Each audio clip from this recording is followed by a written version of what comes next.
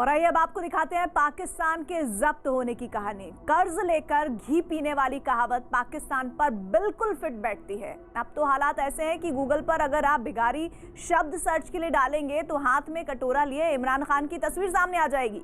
लेकिन आतंक की राह पर चलता पाकिस्तान और वहां के इमरान सरकार को इस बात की कोई फिक्र नहीं कि बतौर मुल्क पाकिस्तान बर्बादी के दरवाजे पर खड़ा है। आपको यकीन नहीं होगा, लेकिन पाकिस्तान की माली हालत इतनी खस्ता है कि पहले मलेशिया ने उसके विमान को जब्त किया और अब न्यूयॉर्क और पेरिस में पाकिस्तान के होटल पर ताला जड़ दिया गया है। पाकिस्तान के बढ़ते कर्ज पर भारी भरकम जुर्माना ठोका गया है। ऐसे में सवाल ये कि क्या पाकिस्तान टाइटैनिक की तरह डूबने वाला है? क्या पाकिस्तान की अर्थव्यवस्था दम तोड़ने वाली है? और क्या एक बार फिर पाकिस्तान की इंटरनेशनल बेइज्जती का सिलसिला चल पड़ा है? आज भी कुछ ऐसा ही हुआ, जिसके नतीजे में मलेशिया में पीआईए के तैयारे को कब्जे में ले लिया गया और मुसाफिर अलग ख्वार हुए। उधार की तलवार से जख्मी इमरान। 2.7 ट्रिलियन डॉलर की इकोनॉमी है इंडिया, बहुत बड़ी इकोनॉमी, यूके से बड़ी economy, fifth largest economy of the world. तो उसको मैं आपको एक फिगर और दूं, एक फिगर मैं और देता हूं। इस वक्त हमारे ऊपर 116 बिलियन डॉलर का कर्जा हो गया, ये 113 बिलियन डॉलर का।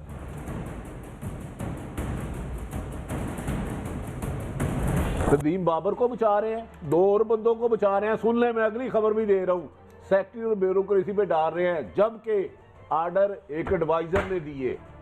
रोजवेल्ट होटल मैं नहीं बेचना चाहता था। विमान के बाद होटल वाला अपमान।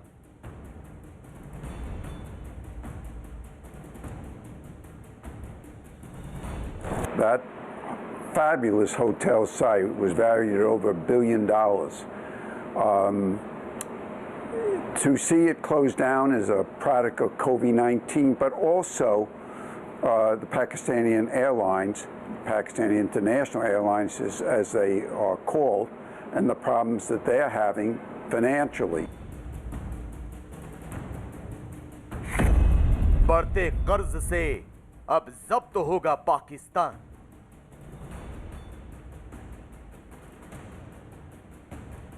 पाकिस्तान की बर्बादी का काउंटडाउन शुरू हो चुका है। पाकिस्तान के आर्थिक दिवालियेपन की कहानी अब आखिरी मोड़ पर पहुंच चुकी है। नए पाकिस्तान की परिकल्पना को हकीकत में तब्दील करने का दावा करने वाले इमरान खान के कार्यकाल में बढ़ते कर्ज ने सब कुछ तहस नहस कर दिया है। आलम यह है कि पाकिस्तान के पास ना तो ब्याज चुकाने के पैसे हैं और ना ही इतनी वक्त कि कोई उसे भीख ही दे सके। आज हम आपको दिखाएंगे किस तरह इमरान खान और पूरे पाकिस्तान पर उधार की तलवार लटक रही है, किस तरह पाकिस्तान की एक के बाद एक इंटरनेशनल बेइज्जती हो रही है। तो सबसे पहले देखिए ये 2 तस्वीरें। पाकिस्तान के दोस्त और इस्लामिक देश मलेशिया ने सबसे पहले पाकिस्तान इंटरनेशनल एयरलाइंस के लीज पर लिए गए यात्री विमान को पैसे ना चुकाने पर जब्त कर लिया और अब अमेरिका और पेरिस में पाकिस्तान इंटरनेशनल एयरलाइंस के होटल भी अटैच कर लिए गए हैं।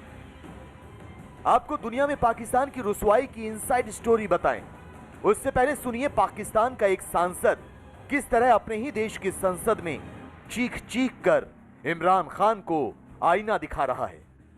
कर्जे लेते हो तो वापस नहीं देते हो, तो मलेशिया जो हमारा दोस्त मुल्क है, एक इस्लामी मुल्क, वो मजबूर होकर आपका जहाज रोकता है, तो मुझे यकीन है कि कल आपके प्राइम मिनिस्टर को भी रोक लेंगे। वैसे पाकिस्तान की संसद में ही इमरान खान नियाजी की बेइज्जती नहीं हुई, बल्कि पूरी दुनिया पाकिस्तान की हुकूमत पर हंस रही है। उस हुकूमत का मजाक उड़ाया जा रहा है जो मुल्क को कर्ज के जाल से बाहर निकालने की कस्में खाया करती थी, जो विदेशी कर्जे को खत्म कर अर्थव्यवस्था को पटरी पर लाने के दावे किया करती थी। लेकिन पाकिस्तान की इंटरनेशनल बेइज्जती से जुड़ा ये पूरा मामला आखिर है क्या, ये जानना भी बेहद जरूरी है। तो आपको बता दें कि 28 साल पहले पाकिस्तान की सरकार ने सोने का खनन करने वाली विदेशी कंपनियों के साथ करार किया था। बाद में अरबों डॉलर का सोना मिलने के बाद पाकिस्तान सरकार की नीयत बदल गई। और उसने ये समझौता रद्द कर दिया। लिहाजा ब्रिटेन की अदालत ने कंगाल पाकिस्तान पर करीब 600 करोड़ रुपए का जुर्माना लगाया है। यही नहीं, न्यूयॉर्क में रूजवेल्ट होटल और पेरिस में स्क्राइब होटल को भी बंद कर दिया गया है। इन दोनों होटल का मालिकाना हक पाकिस्तान इंटरनेशनल एयरलाइंस के पास था और अंतर्राष्ट्रीय मध्यस्थता मामलों की वजह से पाकिस्तान अब इन होटल को बेच भी नहीं सकता। अभी मुझे लगता है कि पाकिस्तान इंटरनेशनल एयरलाइंस के जो डेट्स हैं, जो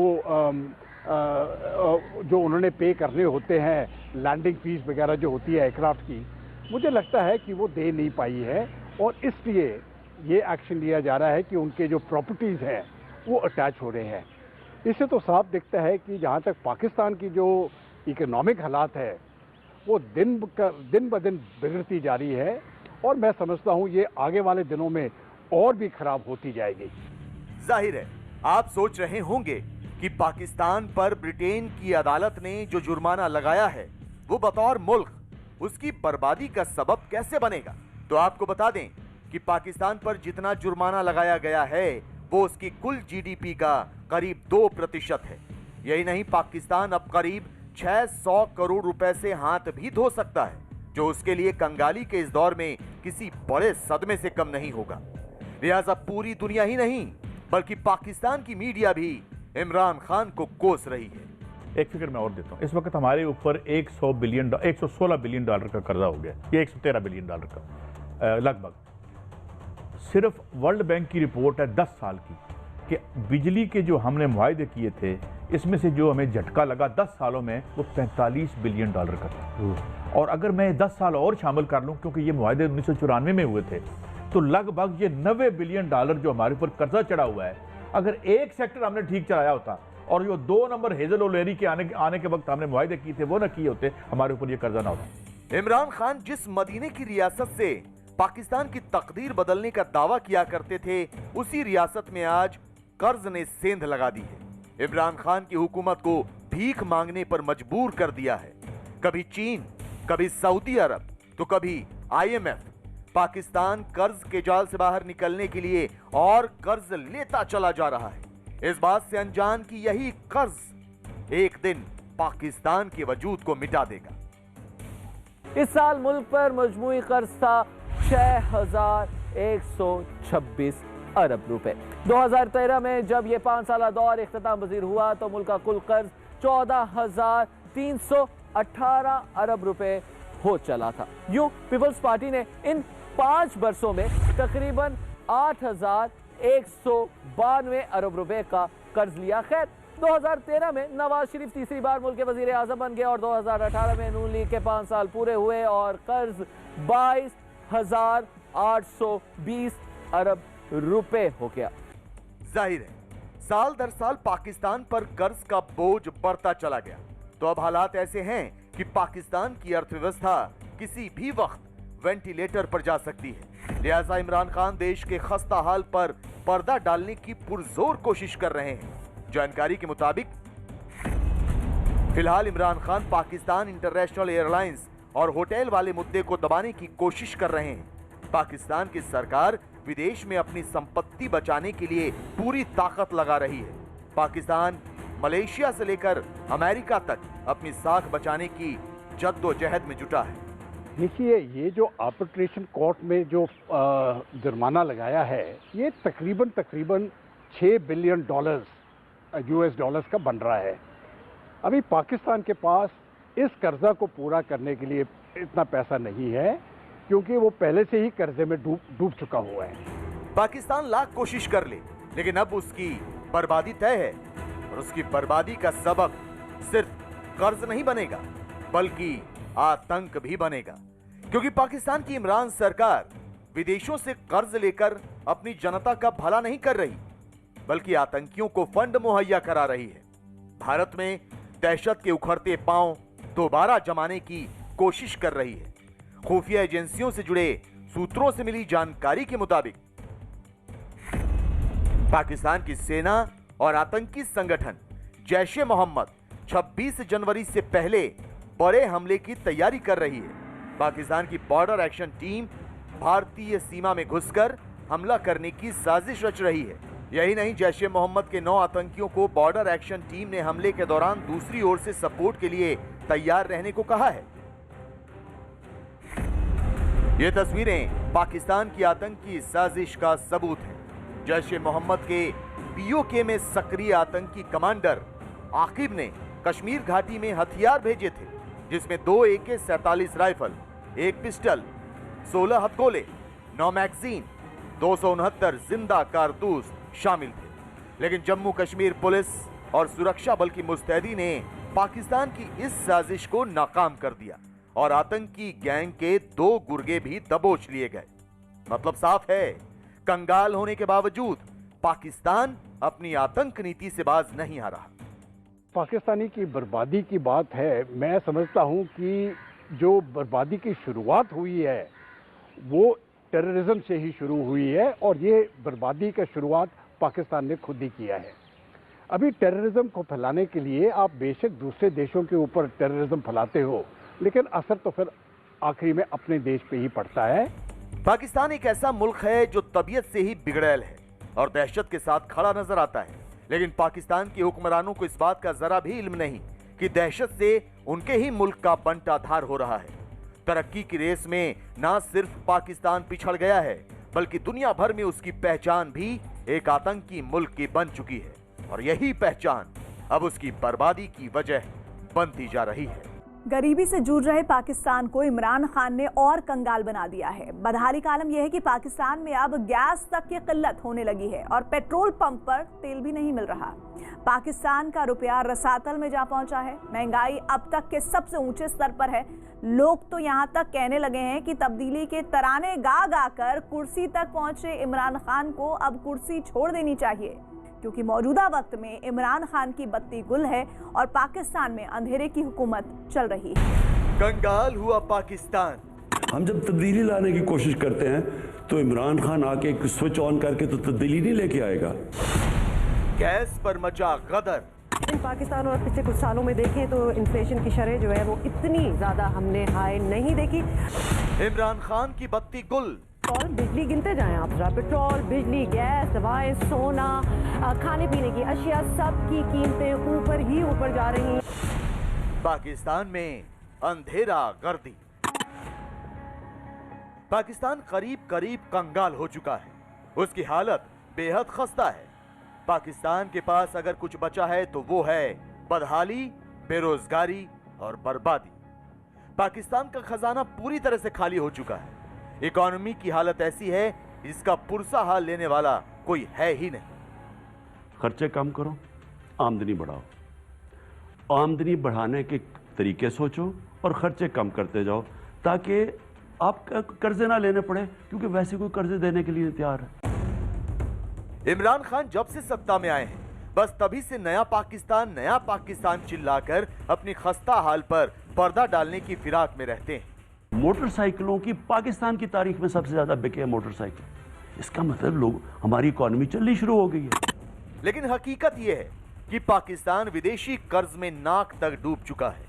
रोजाना जाएं और जनाब IMF से अर्ज करें, हुजूर वाला कुछ अता कीजिएगा, आप हम हाथ फैलाए आपके सामने खड़े हुए हैं। फिर वो अपनी शरायत पर देगा, चीनी महंगी कर दो, आटा महंगा कर दो, दाल महंगी कर दो, या कुछ भी महंगा कर दो, बिजली महंगी कर दो, गैस महंगी कर दो, लोगों का जीना हराम कर दो, फिर आपको कर्जा देते हैं हम। आपको जानकर हैरानी होगी, लेकिन पाकिस्तान में अब लोगों का गाड़ी चलाना भी दूभर हो गया है। पाकिस्तान के सिंध प्रांत में इन दिनों CNG पंप गैस की कमी से जूझ रहे हैं। इस कमी की वजह से समूचे सिंध में CNG स्टेशन 3 दिनों के लिए बंद कर दिए गए। सूत्रों से मिली जानकारी के मुताबिक 3 दिनों तक सिंध के लोगों की गाड़ियों के लिए CNG थी ही नहीं। 6 दिनों की बंदी के बाद इस रविवार को CNG स्टेशन महज 24 घंटे के लिए खोले गए। स्टेशनों के खुलने के बाद पूरे सिंध में CNG स्टेशनों पर गाड़ियों की लंबी कतार देखने को मिली। पाकिस्तान में गैस की कमी अचानक सामने नहीं आई है, बल्कि कई महीने से लोग इस समस्या से जूझ रहे हैं। दिसंबर में सिंध और बलूचिस्तान में CNG स्टेशन बंद कर दिए गए थे। खैबर पख्तूनख्वा और पंजाब में गैस की सप्लाई निलंबित होने से हालात बदतर हो गए। सिंध और बलूचिस्तान में सीएनजी स्टेशनों को बंद करने की घोषणा कर दी गई। वैसे इमरान खान के नए पाकिस्तान में लोगों के किचन से खाना पकाने की गैस भी गायब होने लगी है, इसलिए रसोई गैस की किल्लत से पाकिस्तान में गैस के नाम का गदर भी मचने लगा है। पाकिस्तान के जो एनर्जी रिसोर्सेज हैं, जो बिजली का भी रिसोर्सेज है, वो उनके बहुत प्रॉब्लम्स अभी तक चल रहे हैं और इसको पूरा करने के लिए मैं नहीं समझता कि पाकिस्तान के साथ कोई रास्ता है, क्योंकि वो एनर्जी जो जिस प्रकार से वो बिजली पैदा करता है उसकी बिलिंग नहीं हो रही है, तो ज़्यादा करके लोग पाकिस्तान में बिजली का बिल पे नहीं कर रहे हैं, तो वो पूरा कैसे होगा। तो जब तक पाकिस्तान की जो एडमिनिस्ट्रेटिव स्ट्रक्चर है वो सुधरेगी नहीं, उसका एनर्जी हालात ठीक नहीं होने वाला है। पाकिस्तान की आवाम ही नहीं बल्कि वहां का समूचा तंत्र ही बिजली की किल्लत से हलकान है और ये परेशानी एकदम से पाकिस्तान में पैदा नहीं हुई, बल्कि धीरे धीरे पाकिस्तान इस अंधेरे के नजदीक आकर खड़ा हुआ। पिछले साल पाकिस्तान के वजीर आजम का दफ्तर अंधेरे में डूबने की कगार पर जा पहुंचा था। महंगाई की मार से पाकिस्तान की हालत इतनी खस्ता है कि इमरान खान के दफ्तर तक को बिजली का कनेक्शन काटने की धमकी मिल चुकी है। इन्होंने कॉन्ट्रैक्ट जो साइन किए हैं, जिस कॉन्ट्रैक्ट पे बिजली बनाई जा रही है और जिस पे हम बिजली बेच रहे हैं और हम बिजली बेच रहे हैं, हमारी बिजली 25% महंगी है हिंदुस्तान और बांग्लादेश से, 25% महंगी है। लेकिन उसके बावजूद इतनी महंगी बिजली बन रही है कि वो बनती है 17 रुपए पे और बेच रहे हैं 14 रुपए पे। उसका वो जा रहा सारा कर्जों के ऊपर। चीन, कतर और आईएमएफ से बेल आउट पैकेज ले चुका पाकिस्तान महंगाई की मार और आर्थिक संकट के दौर से भी गुजर रहा है। पाकिस्तान की एक अखबार की रिपोर्ट के मुताबिक पाकिस्तान का वित्तीय घाटा 2.3% बढ़कर अब 8.9% हो गया है। पेट्रोल, डीजल से लेकर खाने पीने के सामान की कीमतें आसमान छू रही हैं। पाकिस्तान में ब्लैकआउट का अंदेशा जताया जा रहा है क्योंकि पाकिस्तान की बिजली कंपनियां घाटे में हैं। बिजली कंपनियों को 30,000 करोड़ रुपए का नुकसान हुआ है। यही नहीं, बिजली बिल का भुगतान भी 94% से घटकर 85% हो गया है। पाकिस्तान की जो इस आर्थिक हालात से निपटने का समय मैं समझता हूं वो निकल चुका है। अब वो यहां से निकल नहीं सकता है। अभी मुझे लगता है कि सिर्फ उसको बचाने के लिए चीन आएगा और चीन वहां से उनकी कीमत चुकाएगा। कीमत मुझे लगता है ग्वादर पोर्ट लीज पे चला जाएगा चीन को, हो सकता है 99 ईयर्स के ऊपर लीज के ऊपर चला जाए, और गिलगित बाल्टिस्तान में भी वो बहुत ज्यादा कंसेशन पाकिस्तान से लेगा। इमरान राज में पाकिस्तान की अर्थव्यवस्था बुरी तरह चरमरा चुकी है। आतंकियों का स्वर्ग और आम जनता के लिए नर्क बन चुके पाकिस्तान को ना तो कोई कर्ज देना चाहता है, ना ही पैसे लगाना चाहता है, सिर्फ चीन को छोड़कर। आंकड़ों की गवाही देखकर पाकिस्तान की खस्ता हाल का अंदाजा आसानी से लगाया जा सकता है। इमरान के राज में पाकिस्तान की आर्थिक तरक्की 5.5% से गिरकर 3.3% हो गई। इमरान की कुर्सी पर बैठने से पहले पाकिस्तान का रुपया 122 रुपए प्रति डॉलर था, जो अब 156 रुपए प्रति डॉलर तक पहुंच गया है। इमरान के सत्ता संभालने के बाद महंगाई दर 3.9% से बढ़कर 7.3% हो गई है। पाकिस्तान में विदेशी निवेश में भी 51.7% की गिरावट दर्ज की गई है। इसके साथ ही विदेशी प्राइवेट इन्वेस्टमेंट में 64.3% गिरावट हुई है। आतंकियों की जन्नत और आम लोगों के लिए जहन्नुम बन चुके पाकिस्तान को ना कोई कर्ज देना चाहता है, ना ही यहाँ पैसे लगाना चाहता है। महंगाई, भुखमरी, बेरोजगारी से त्रस्त पाकिस्तान की जनता इमरान खान के खिलाफ बहुत ज्यादा गुस्से में है। पाकिस्तान के ऊपर इतना ज्यादा कर्ज है कि मुझे नहीं लगता है कि इमरान कुछ भी कर सकता है। अभी उसको तो बस दोनों हाथ जोड़ के भीख मांगने के अलावा और कोई रास्ता मुझे दिखता नहीं है। कश्मीर का राग अलापते अलापते इमरान खान की तिजोरी पूरी तरह से खाली हो चुकी है। अब नौबत यह आ पहुंची है कि सत्ता के साथ साथ कहीं देश तक न गंवाना पड़ जाए।